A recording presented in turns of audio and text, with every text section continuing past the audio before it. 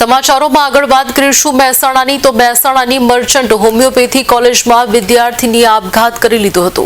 આ મામલે ધારાસભ્ય જિગ્નેશ મેવાણી અને વિદ્યાર્થીનીના પરિવારજનોએ જિલ્લા કલેક્ટર અને પોલીસ વડાને આવેદનપત્ર આપ્યું છે।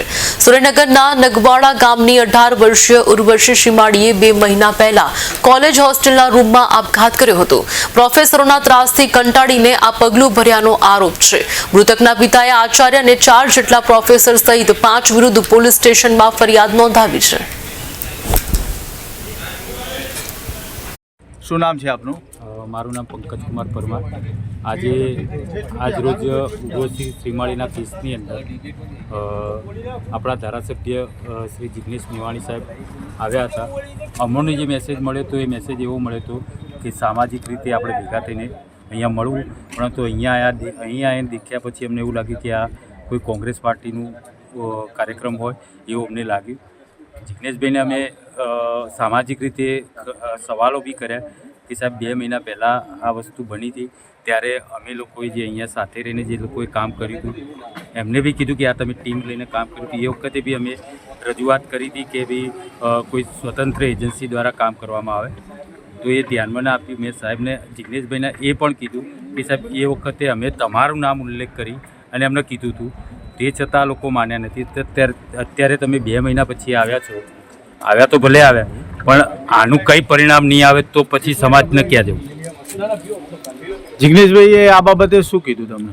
જિગ્નેશભાઈએ એવું કીધું કે ભાઈ મારે ઘણા બધા સામાજિક કામો હોય છે, રાજકીય બી કામો હોય છે, તો હું દરેક જગ્યાએ પહોંચી વળું એવું હોતું નથી। પરંતુ એમને હમણાં જે કીધું કે ભાઈ આ બહુ સેન્સિટિવ કેસ છે, એક છોકરીની આત્મહત્યાનો કેસ છે, તો આવા કેસની અંદર જો અમે જાણ કરવા છતાં પણ હજી અત્યારે 2 મહિને આવ્યા છે એટલે એ બી અજુગતું લાગે છે અમને। પરિચય આપજો અને આજે જે કલેક્ટર કચેરી ખાતે સમાજના એકઠા થયા હતા જિગ્નેશ મેવાણી પણ આવ્યા, શું કહેશે? આજે 27 તારીખે ધારાસભ્ય શ્રી જિગ્નેશભાઈ મેવાણી ઉર્વશી દીકરીના મુદ્દા પર આવ્યા હતા, પણ આજે એ ઘટનાને 2 મહિના થવા આવ્યા। સારું કર્યું સમાજના છે જિગ્નેશભાઈ આવ્યા, એ બદલ એમનો ખૂબ ખૂબ આભાર।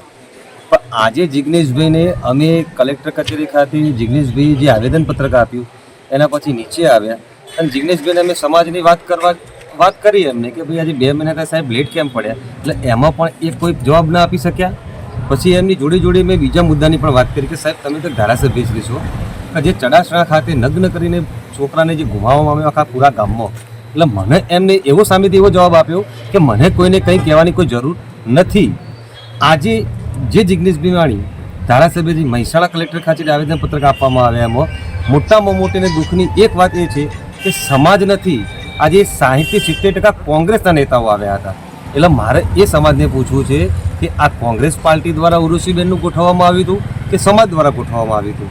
આ મારી વાત સમાજ ધ્યાનમાં લેજો કે જિગ્નેશભાઈ 2 મહિના પછી લેટ આવ્યા અને જે જિગ્નેશભાઈનો જે જુસ્સો હોય, જે ગુસ્સો હોય એ આજે કશું જોવા નથી મળ્યું। એટલે ક્યાંક ને ક્યાંક જિગ્નેશભાઈને પણ ખબર છે કે હું ખોટો પડું છું,